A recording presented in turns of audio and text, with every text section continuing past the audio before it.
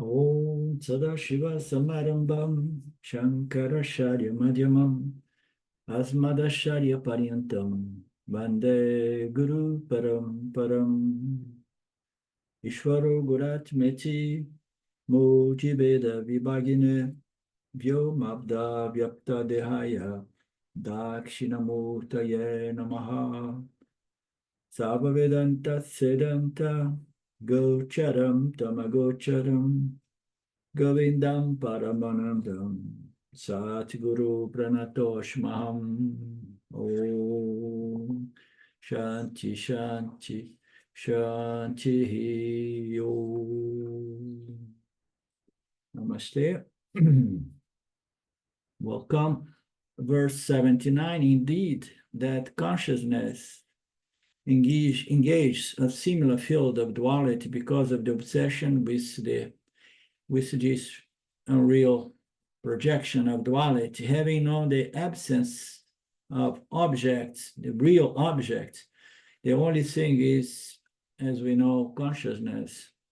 The objects appear as a superimposition upon the reality, which is consciousness. Having known that there is no real object but consciousness, one naturally and effortlessly turns away with detachment.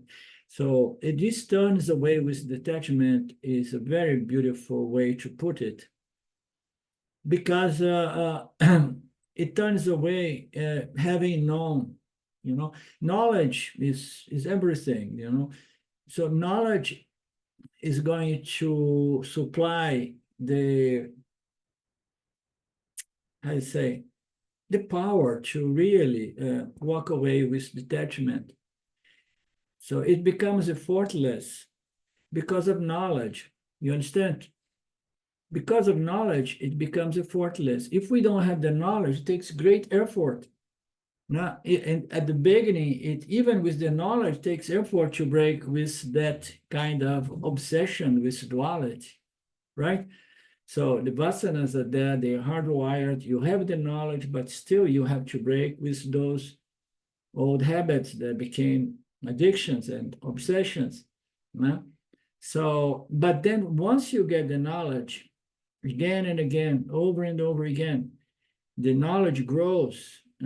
It develops roots in the causal body, as I like to put, and then the effort to fight those attributions of reality to the objects, which again and again that impulse comes from the unconscious mind, subconscious mind, or causal body. The causal body has been purified by constant nididhyasana. And then what you see is the absence of real objects and the presence of consciousness, Satchitananda Brahman, or howsoever Turiya now we want to say. And then that person turns away with detachment and effortlessly, naturally, because the knowledge now is good.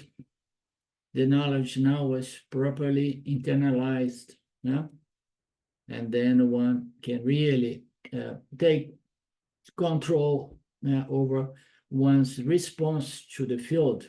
You don't take control over your destiny, because that involves karma, and karma goes on into the collective level as well, universal level, cosmic level. But you take control over the way you respond to the stimulus coming from the world. Okay, and how are you going to respond? Knowing that, the objects are not really real. All there is consciousness. It's all happening within myself. Therefore, I'm not compelled to get attached to these objects, because the objects are but myself as Satchitananda Brahman, right? So that's the only way. This knowledge has to really become really clearly, firmly, properly internalized, digest, understood, has to become doubtless. And then walking away, turning away with detachment becomes a easy sailing, as they say in the USA, because you have knowledge on your side. People, there is an expression, no, all is good because I have God on my side. So it would be more to the point is I have the knowledge of the nature of God as myself on my side.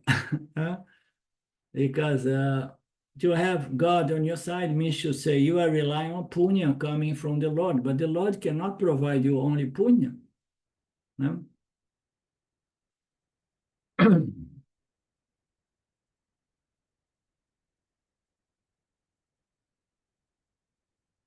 Okay.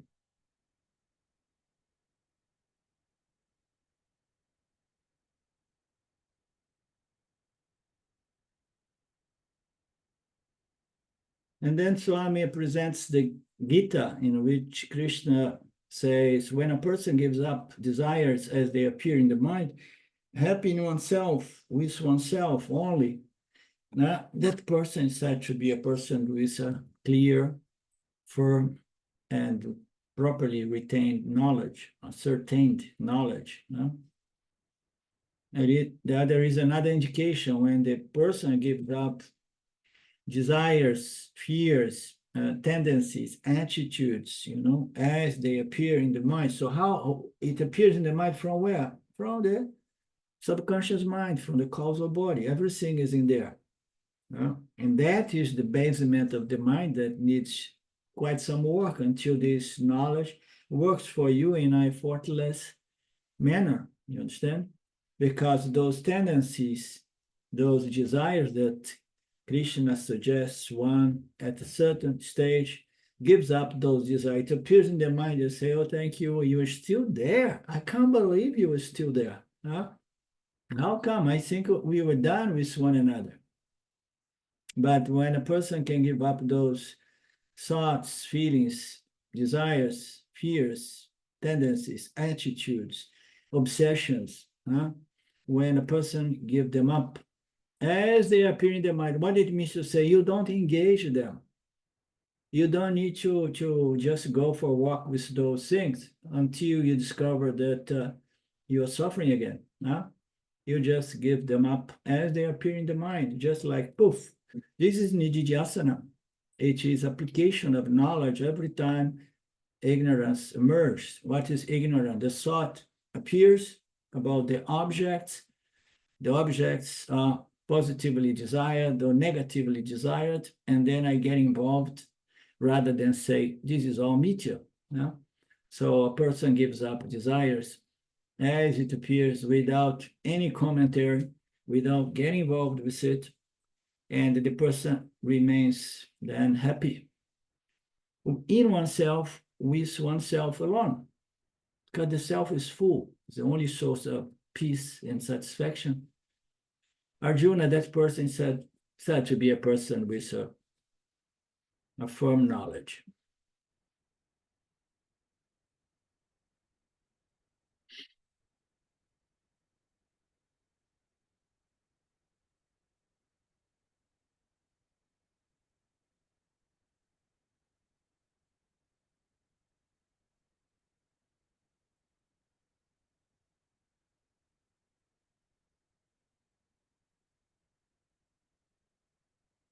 Okay, let's move to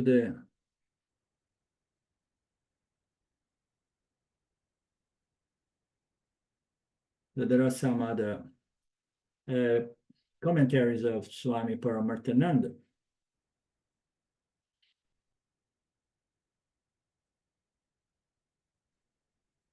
If you get involved with your thoughts, desiring thoughts, those desiring movements in consciousness, if you get involved, you act upon that, and then you already get into a trap.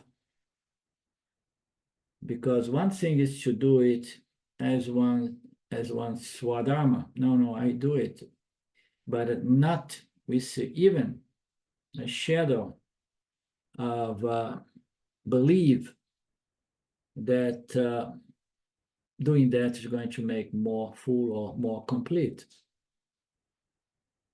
So my nature is consciousness, whole, full, and complete, the only reality. The the duties, some of them are pleasant, some are not as pleasant.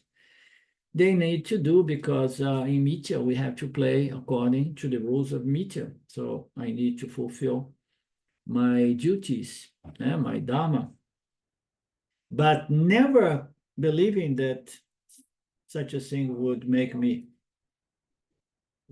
fuller or add something to my fullness. It's just performance of one's duty. Furthermore, so whether your exercise of your roles and duties is going to bring failure or success is not in your hands. So you just do it. And your spiritual knowledge allows you to say, okay, so I did what I need to do. So now the rest, I don't care. I don't care with success and I don't care with failure. So that is the ultimate fructification of this knowledge, equanimity through in regards to success and failures.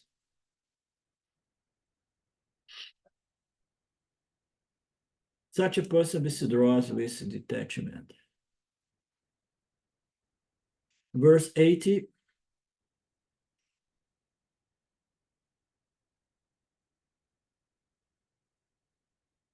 At the time, wow, this mouse here is oversensitive.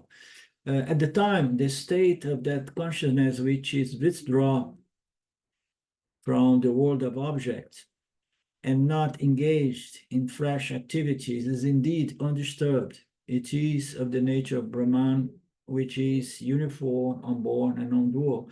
This is indeed accessible to the wise and only to the wise. So he almost he's almost like pointing to a state of mind of a yogi.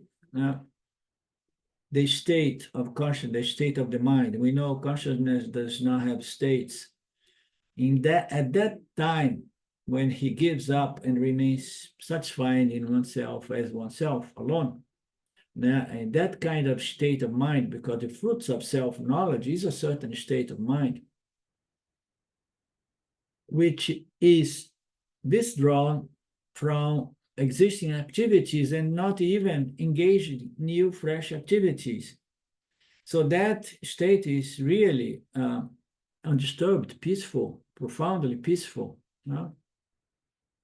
But people such as the grihastas, ourselves, so we somehow, sometimes even Swami Shimaya was engaging into activities all the time, 7 days a week, and the state here is not really Nirvikalpa Samadhi, because Nirvikalpa Samadhi involves no activity whatsoever. And Vedanta says, no, you don't want to destroy mental activities. So in your free time, just relax and enjoy the ananda, which is your intrinsic nature, by just being this nirguna Atma, this self, limitless self, remembering, keeping that in mind and enjoying. And then if you have a kind of samadhi, so let it be savikalpa or sahaja samadhi. Now, savikalpa is more like when you are not interacting with anything. And sahaja samadhi is while interacting, your mind is not really disturbed, although you are playing some roles. So, but here he talks about a state of the mind which has given up desires, not only, and it's just doing one's nididhyasana, meaning to say there is no question of engaging with relationship with the world or anything, activities. So I stopped my activities, I went into my samadhi room, and then I stayed there enjoying myself, keeping in mind my true real nature as the only source of peace and satisfaction. And then I enjoy this state, which is undisturbed by desires and fears, let's say, And this is the nature of the self. This is the nature of the self, which is uniform, unborn, and non-dual. Yeah, the self-consciousness is uniform, unborn, and non-dual. It's the only reality. Yeah? It's the nature of Satchitananda Brahman. Yeah?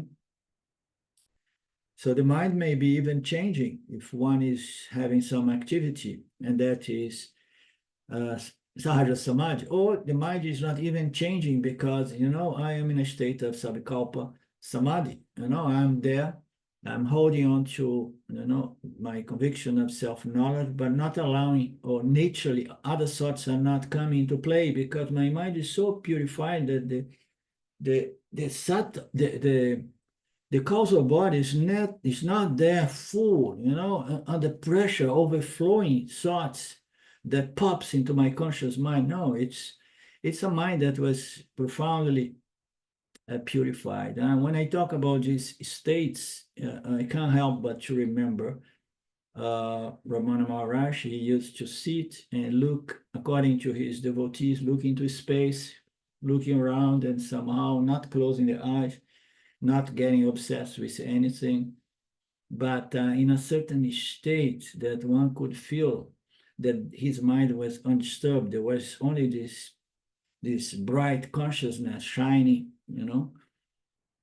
beautifully, radiantly. So this is a kind of state that is accessible only to the wise. So what is the wise? The wise is the one who knows certain things, So he's a sage, he's a wise person. He has wisdom. Wisdom regards to the true nature of reality. It's accessible through knowledge. It's not accessible just by nirvikalpa samadhi. Otherwise, they would not call it accessible only by the wise. They would say only by the yogi.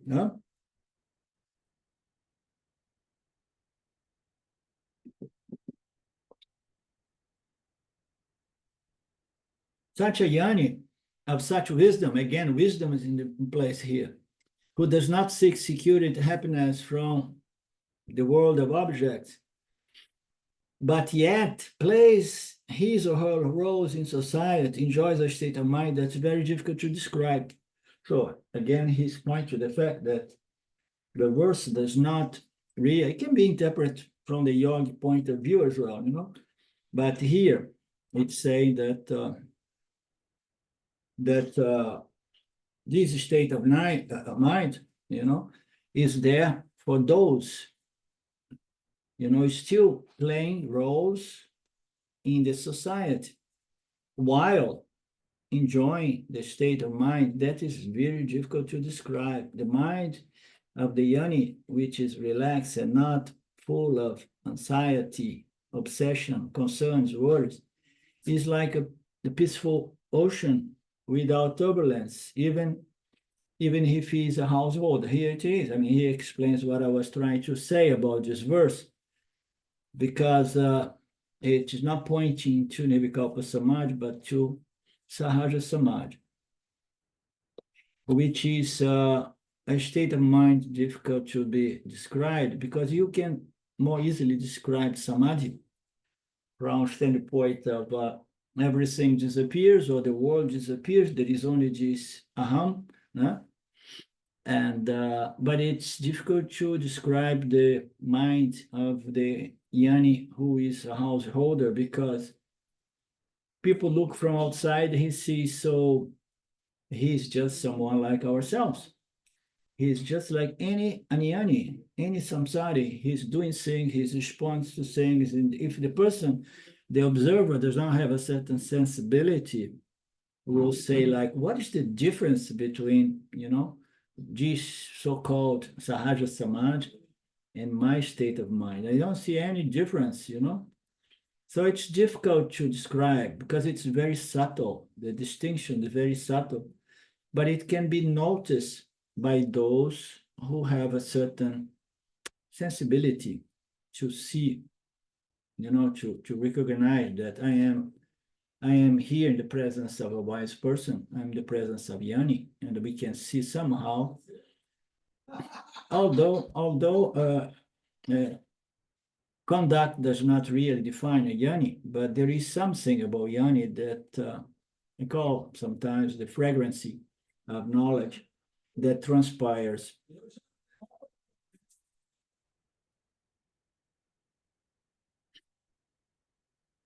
Krishna describes a yoni again in Gita, say, just as water flows into the ocean, that is brimful and still, so too the wise person into whom all objects enter gains peace, remains unchanged, whereas the desire of object does not gain peace. So the waters, they come flowing from the rivers, and they are really dynamically moving. And then once it hits the ocean, which is a symbol of Brahman, and suppose that ocean is not only whole, full, and complete, but it is just absolutely still. There are some moments they say that in the open ocean, the ocean is so still that you feel like I'm in a lake here. We see in some movies. So the wise person is more like that. The water flowing from the rivers, reaching the ocean, and becoming so still and calm. No? So too is the wise mind of the yoni. The world enters it, but what happens to the world entering the mind of the yoni? Rather than affect the mind of the yoni, the world appears as a beautiful, peaceful place. You understand? Because of the knowledge. So this is the ultimate fruits of self-knowledge.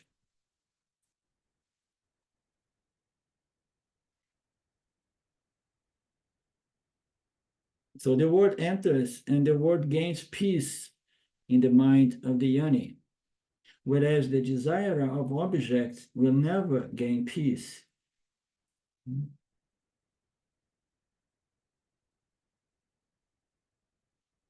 This yoni has withdrawn from seeking completeness from outside and does not seek anything externally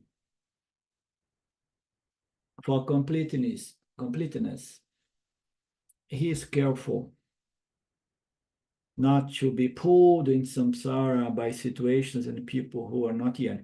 Here he points out to another, this is an important pointer, The yoni must be careful not to be pulled into samsara by situations and people who are unyonis, You have to be smart about that. Because even the mind of the yoni is subject to disturbance if it gets involved in an environment which is very disturbing. You understand? And if you get in contact with a very disturbing environment and you cannot help anybody in that environment, so what is the second best? What is the best option here is not to enter that environment, not to enter. Not that is going to cancel one's self-knowledge, conviction of self-knowledge, but why one want to experience mental disturbance by dealing with disturbing situations? There are some disturbing situations, such as the condition of the world nowadays, that it's almost impossible for us to remain insulated, because even if you don't turn on the internet to see the news, there is a sense now that inflation and this and people now a little freaked out. So therefore, it's better to be careful not to be pulled in the samsara. Action, planning, and execution are prescribed, but worry is never required for a wise person.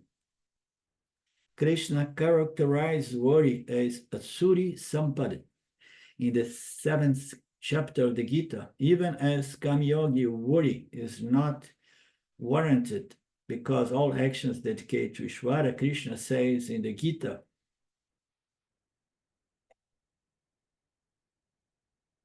offering all actions into me with a mind that is discriminating, fight without expectations, without possessiveness. and without anxiety. So the person has to have a good viveka, a good offering, dedicating attitude, a good relationship with Saguna Brahman, Saguna Ishvara, offering the actions to the field. For that, one has to have a good discriminating mind, and then one does what needs to be done according to one's swadharma, according to one's parabada, but without expectations in regards to the result. Without possessing and without anxiety, without desire for control. Withdraw from worry and never enter into worry again. That is the ultimate advice here. Never worry, never think about the future. Why? I mean, I have to worry because things are so unpredictable. I said, don't worry, but why? Why? Because you have no control. What's the point of control, of being concerned about something that you have no control? Huh?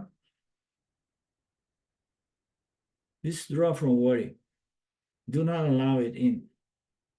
The state of worry, anxiety, and so on, it compromises our discrimination, creating more and more aviveka actions, which will bring more and more papam.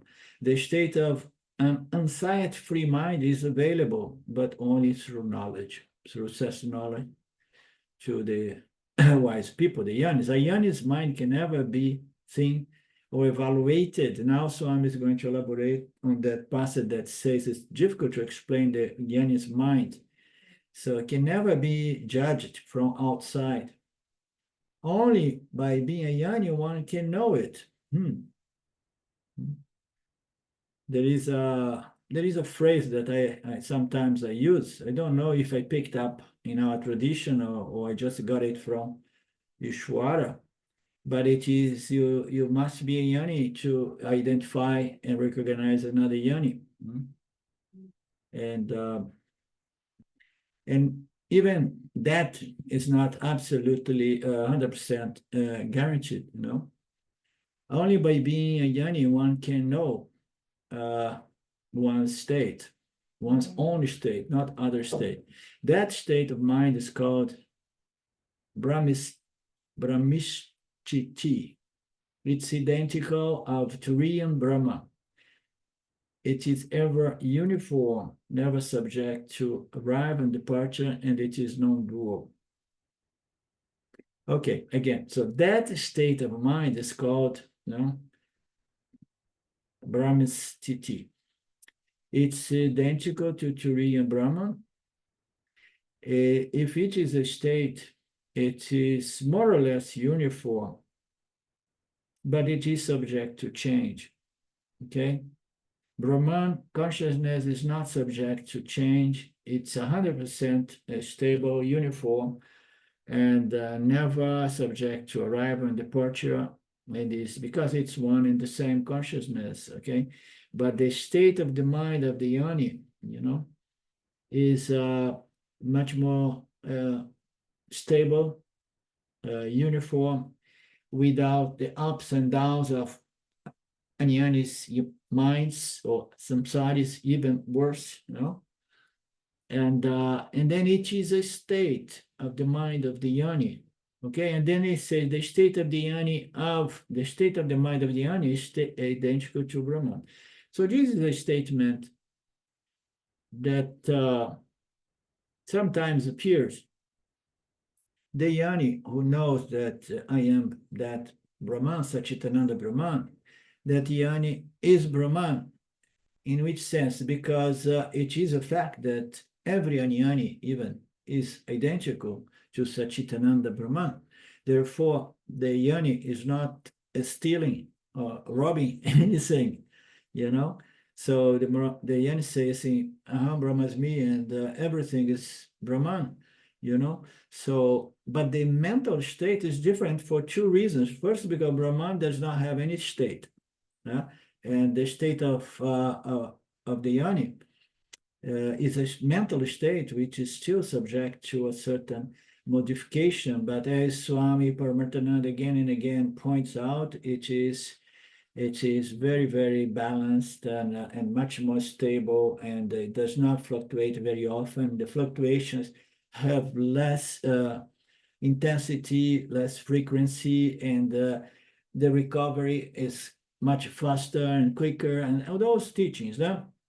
So the Atma of the Jiva is identical to Brahman Atma. That's the point. And that can be gained by knowledge.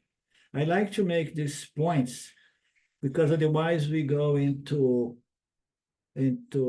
mysticism or even philosophy, you know.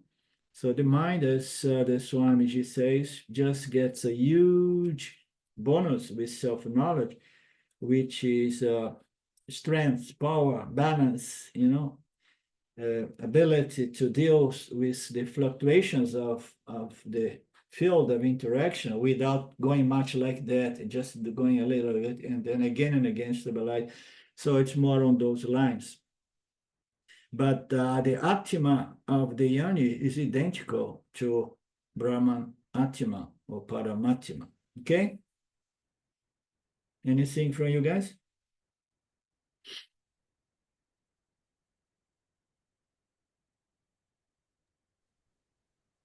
No, just that when he's saying the desires as they arise in the mind,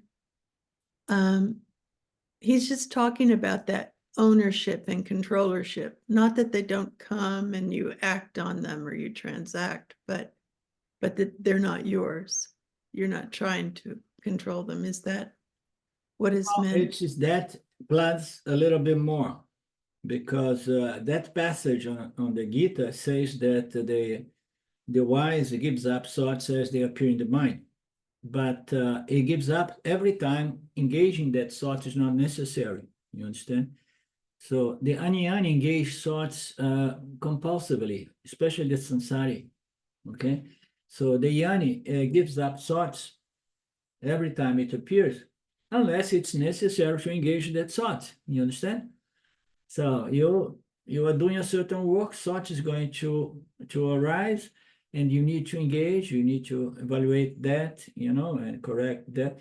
So it's just you give up thoughts unless they are necessary, you give up them as they appear in the mind and say, no, I'm just here to enjoy my true nature. This is my quiet nididhyasana. I sit, I look out, and I just remember my nature as Satchitananda. And thoughts about the world that still reside in my causal body may pop up, but they say, hey, not now, give me a break, okay? I'm enjoying myself here, you understand? It's more on those. But then when you need to engage, you engage. And then when you engage, you have to be discriminative enough to see which thoughts are going to be conducive to knowledge and happiness, you know, because they are thoughts based on the knowledge, you know, knowledge of the true nature of the Atma, or if it's or if they were born out of self-ignorance, you know. So the Upanishad body of thoughts, you know, concepts is what we want to invite, and the thoughts based on aham, body, mind as me, we need to say no. I've been there, and it's no good.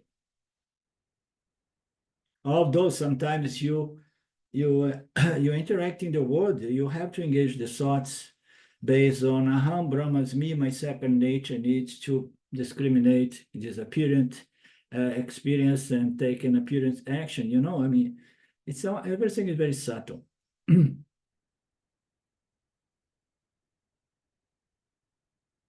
In the Yani's mind or in the Yani's vision, anatima does not have origination or birth. He has understood that history, Atma, that does not have an origination because it is without a beginning, limitless and eternal.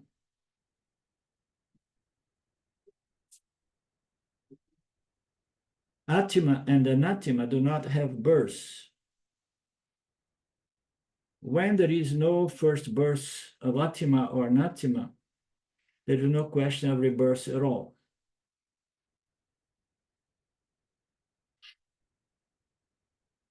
So Atma does not have birth because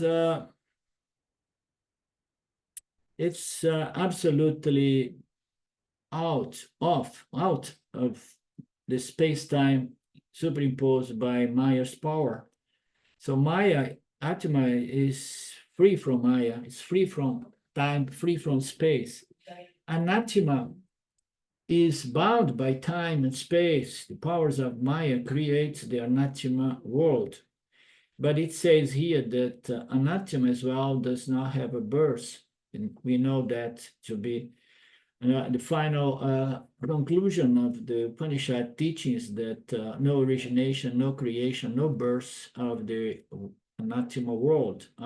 Atma was never born because it's not subject to time. Is that in which time and space takes place.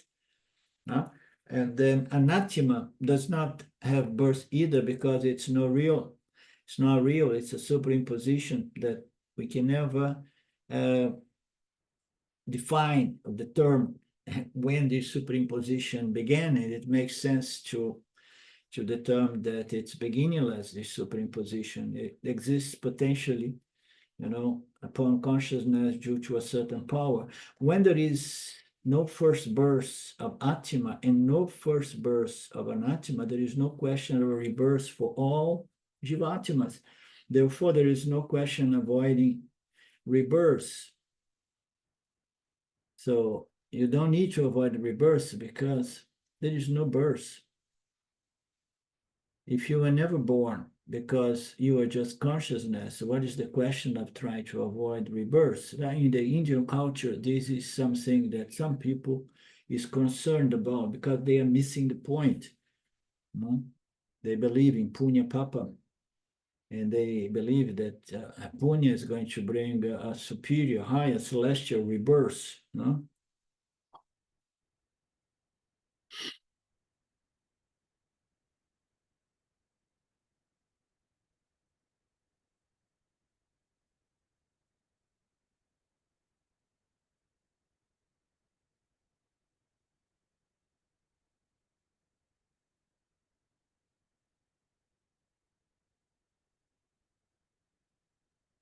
Okay, I think I got confused here. Yeah, never arrive that state. No.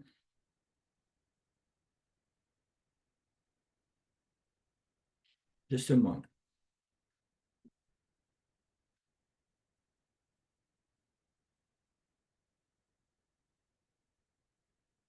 I use a small parts of this book because the book of Swami, this transcription is thousands of pages, and I can't just send it by email. And then I cut a little bit, and then I put it on Word, and then everything is somehow a little messy here.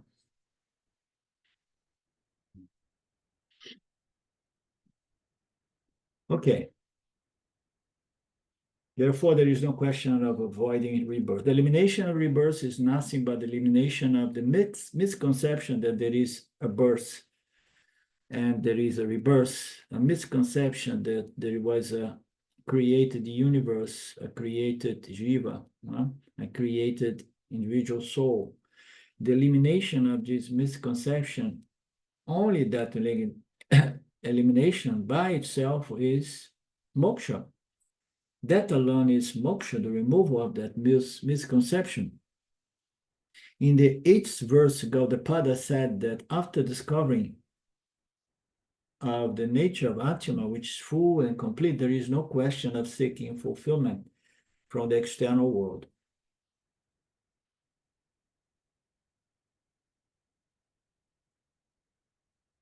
All the desires are fundamentally driven by the idea that one is not complete. All the desires are based on the misconception that I'm the body-mind, sense complex, and I'm moved by my vasanas, my desires and aversions. If I identify with my bag of desires, no, and then I'm going to be producing, feeding, nourishing more and more desires and fears. All the desires are fundamentally driven by the identification with the body-mind that feels by its very ignorant nature to be limited and incomplete. And then it's going to try to gain completion by fulfilling desires. A yoni may be engaged in several activities for the sake of playing the world, welfare, participating, fulfilling one's worldly roles. But in these pursuits, there is no expectation for something to be added or for completion, no expectation of completeness coming from any activity. Instead of working for completeness, the yoni works out of completeness. Instead of work for happiness, the yoni works from out of happiness. No? After having withdrawn, thus he does not give into the old root, because ignorance, once gone, is gone for good. And then he says that once one withdraws, one does not get into the old ignorance, because ignorance, once gone, is gone for good. But the point here is that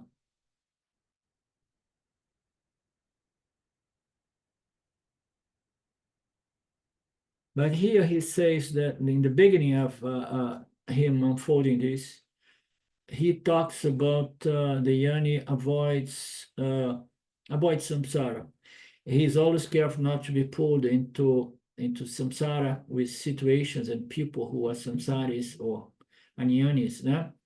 So here in the end, he says not to be confused with self-knowledge that could be forgotten or lost by interacting with the world. Like I had when I was running my restaurant, I say, no, I can't work here anymore because I'm going to lose my self-knowledge. You know? And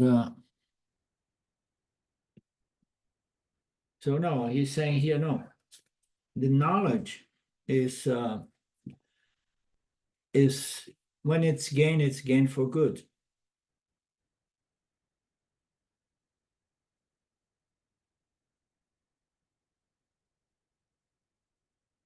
Ignorance, once removed, it's gone for good. The state of mind of the yoni is some sahaja samadhi. It's a nature state in which the mind is overall peaceful, due to yana. Yoni states of mind can only be known by a yoni, by the very yoni. Only the yonis know that kind of state. The definitions of that state referred to as moksha. Brahman and yoni are one and the same. It's kind of one of those states, but Brahman does not have a state. Yoni has a state. So the nature of Brahman and the nature of the yoni are one and the same. No? Brahman does not have any state. The yoni has a certain state, which is a reflection of its knowledge in regards to his or her true nature as whole, full, and complete conscious existence. No? So the state of the yoni is a constant, unforgetful, doubtless, not subject to forgetfulness, remembrance of its one's nature as fullness, security, and completeness, and it is something relate to my true unborn nature as conscious existence, that which is not subject of time and space, of course, within myself. No? Anything from you? Lynn and Mark and Sylvia?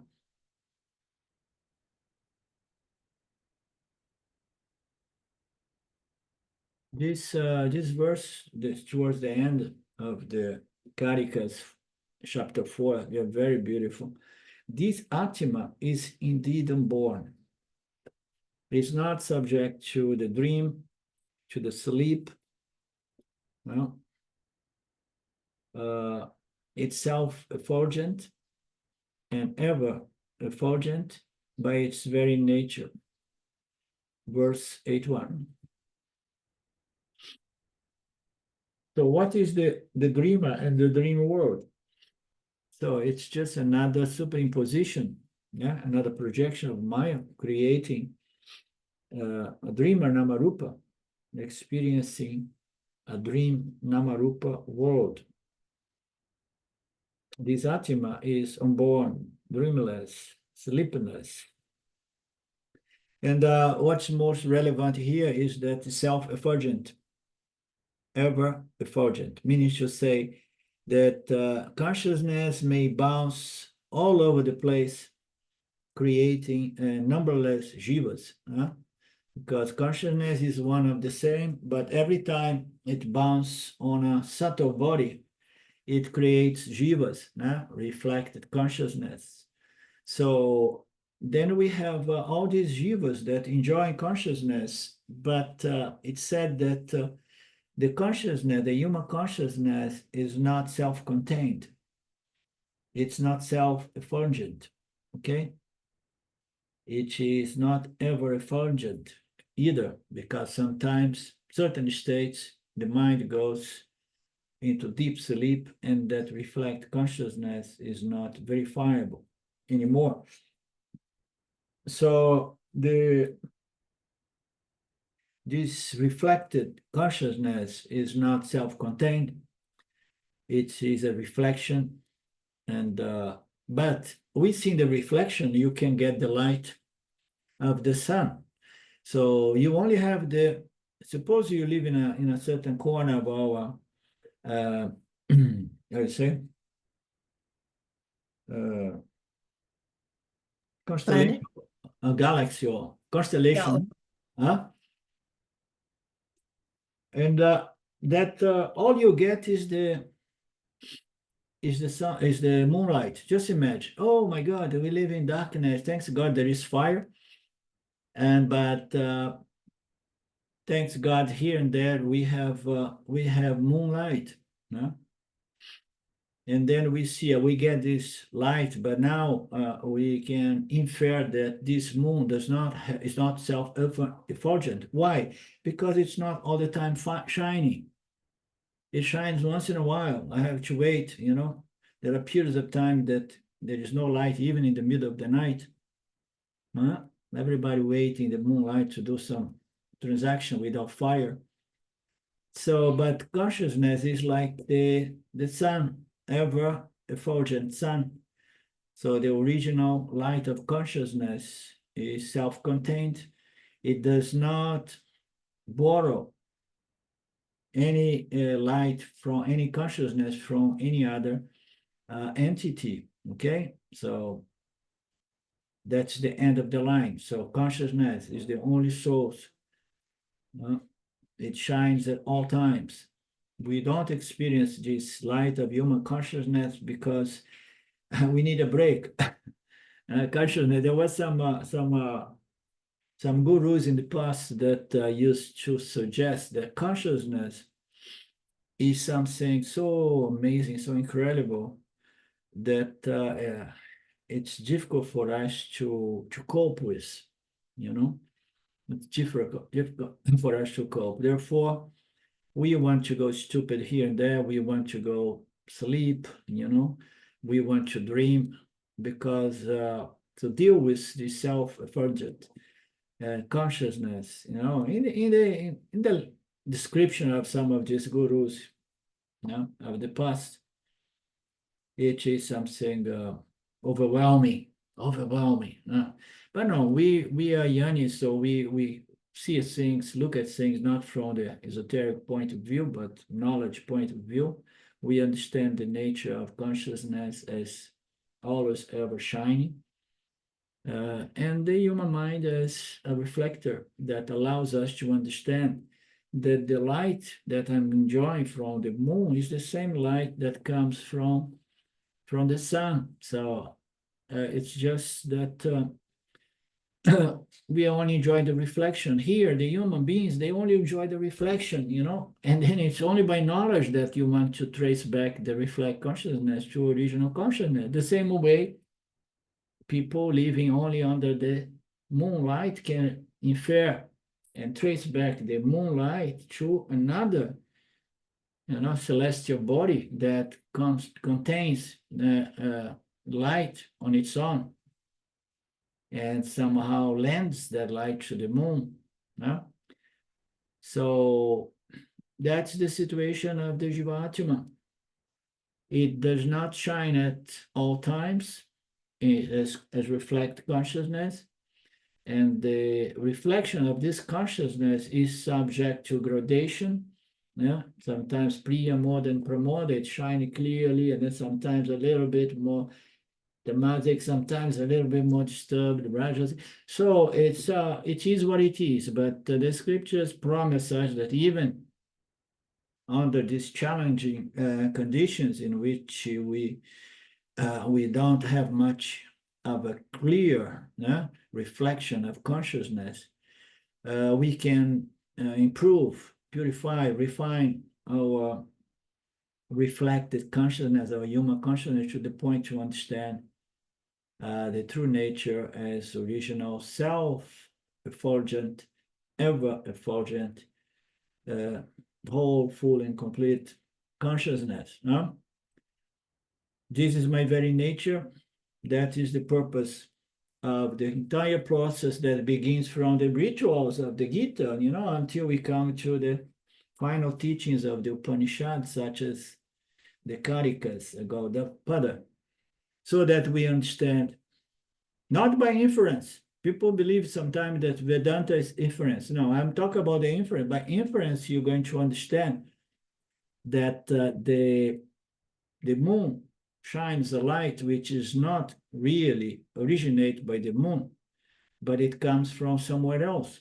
So, and then you understand that no, there are some stars that we see in the night that somehow, due to certain positions and angles, reflects down here, a planet, a planet, so you can infer that, okay?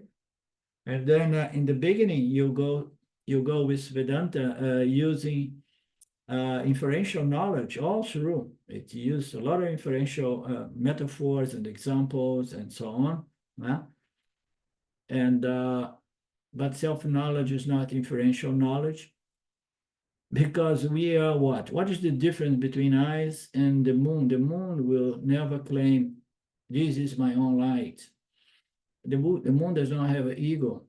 The moon is not subject to misconception, but because we have the element of consciousness, which is reflect, giving us what we call human consciousness or human intelligence, we are subject to what? Misconception, mistakes, because we are what? We are sentient beings, conscious beings. We enjoy this reflect consciousness, and then we are subject to misconception, and we suffer with that misconception. And why this self-knowledge is not inferential, although it begins as inferential knowledge? Because it only transforms and liberates to the extent that it sees through clearly and directly and immediately in a way that is very difficult to describe. But indirect knowledge is convert into direct knowledge. And then a paroksha jnana, a knowledge, intellectual, dualistic knowledge in regard to consciousness, supposedly as my true nature, becomes a paroksha, free from obstacles, free from obstruction. It's just clear, you just see it, and then clicks. It's very difficult to describe this simple click that happens, that produce the doubtless nature of self-knowledge, which is required to relax.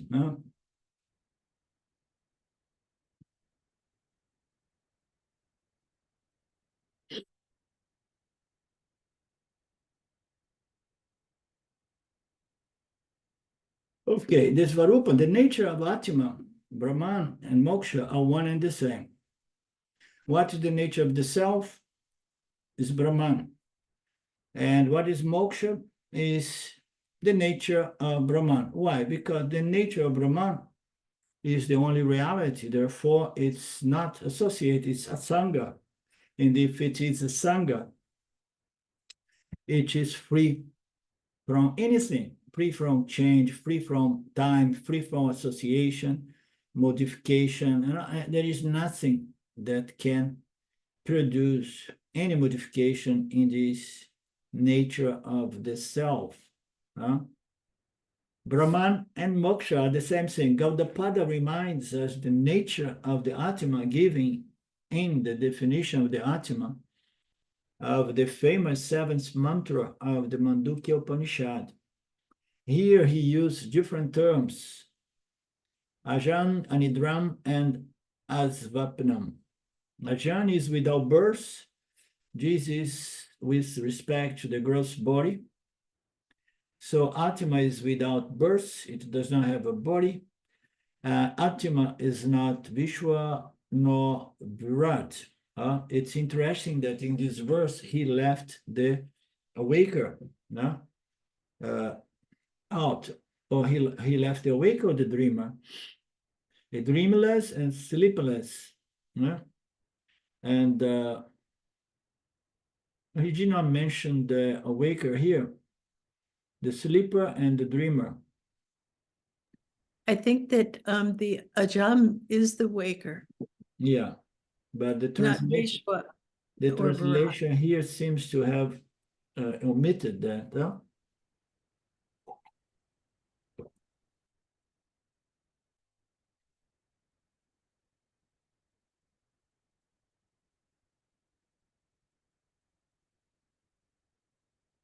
Okay, ajan and idram as vapdam. Ajan is without birth, which is with respect to the gross body. Okay, when he says it's without born, it's unborn, it means to say that it's not a waker that was born. Okay, and then out of the waker we have the two other states. Yeah. This is with respect to the gross body of the waker. So Atma is without birth, is not the Vishwa. Atma is not Virat and it's not Taijasa. As Vaptanan refers to the Atma not being associated with anybody. The waker, the dream, and the subtle body.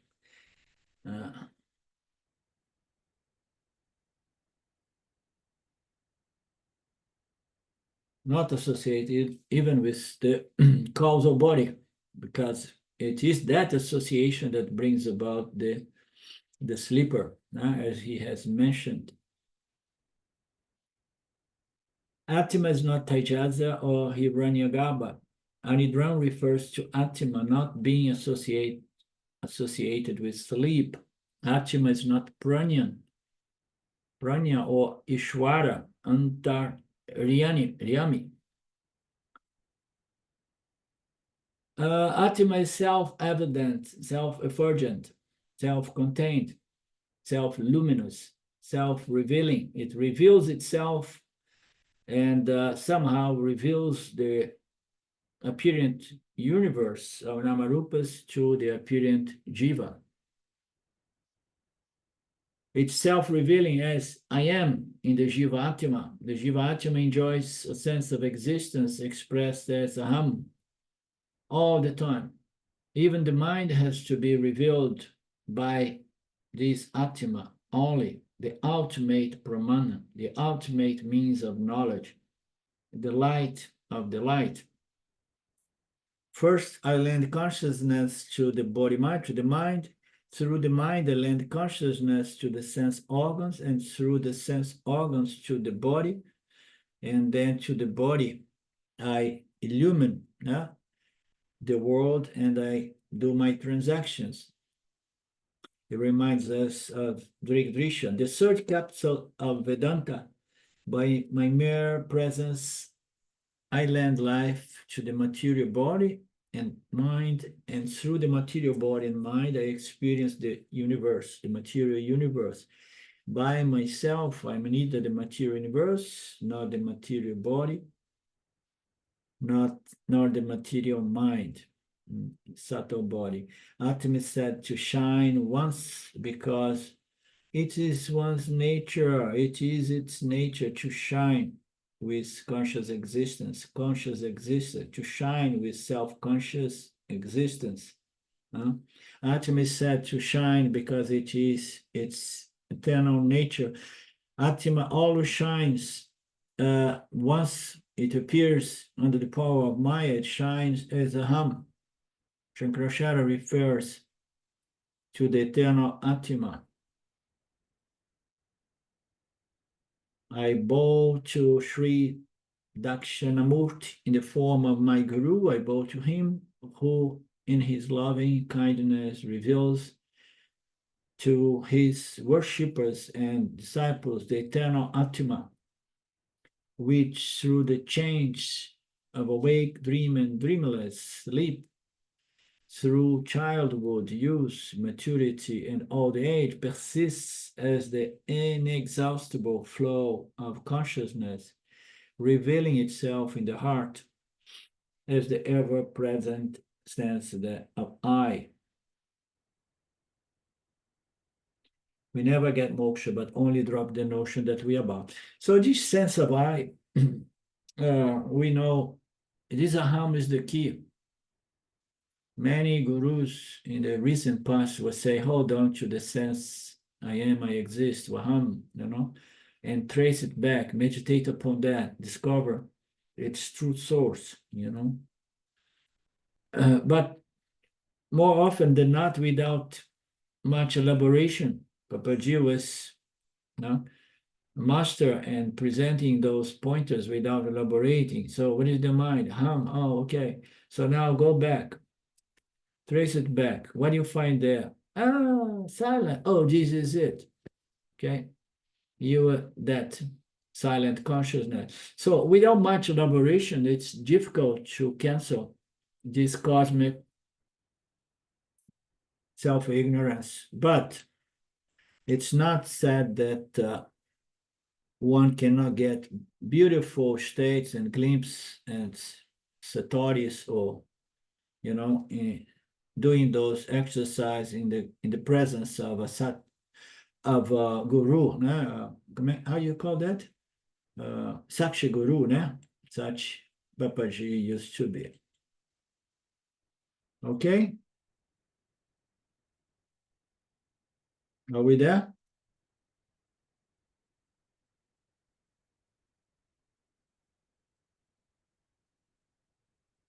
Okay. Next Friday, we have Gita. After tomorrow. Om Purnamada Purnamidam Purnamudachyate Purnasya Purnamadaya Purnamevavashishate. Om Shanti Shanti Shanti Om. Namaste. Bye now, Mr. Mark. Thank you. Thank you. Bye-bye. Thank you, Arlinda. Okay, bye now. Bye.